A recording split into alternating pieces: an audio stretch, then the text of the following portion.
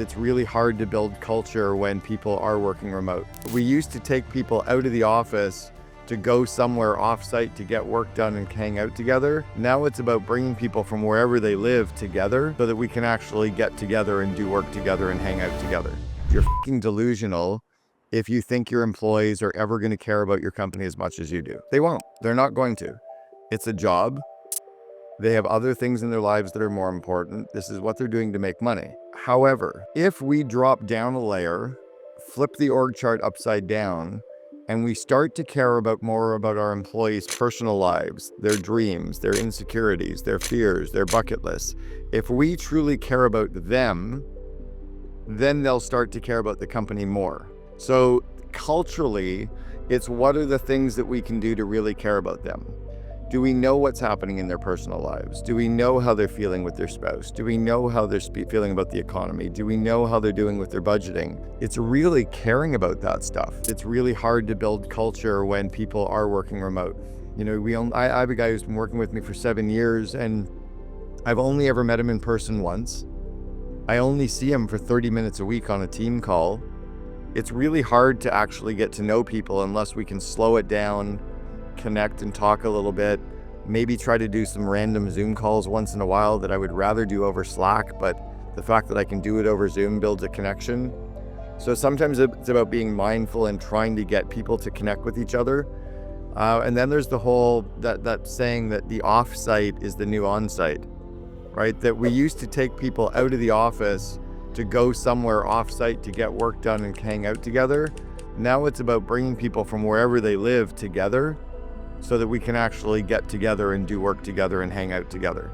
So I have one of my employees who lives in Brazil coming to our MIT event in Boston for the CO Alliance.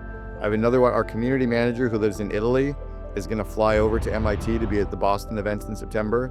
I have Meredith coming in from Oklahoma. I have Jason coming in from Dallas.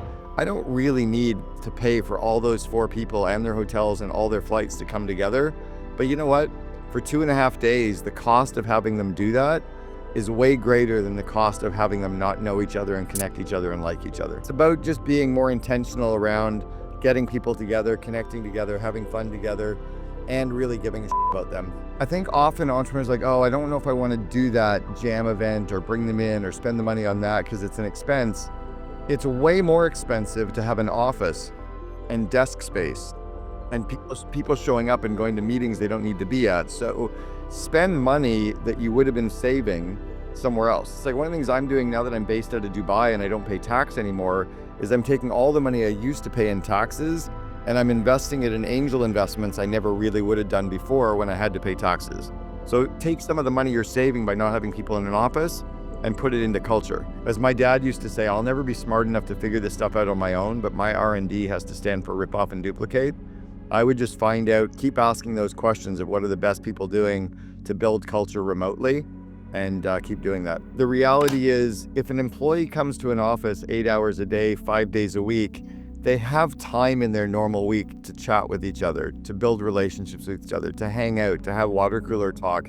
So they already have time that is being kind of wasteful anyway, but that's what builds the connection. We have to allow them to have that as part of it. Otherwise, the 8 hours a day that they're at home, they're not working 8 hours a day anyway. Give them that time at home and build that into their calendar, and you're going to get more out of it because of that. Our role as the CEO is to be that chief energizing officer. Our role as that COO is to bring in that energy too, right? It's that positive energy that we can bring into the organization, and that momentum creates momentum. It's that infusion that we can bring.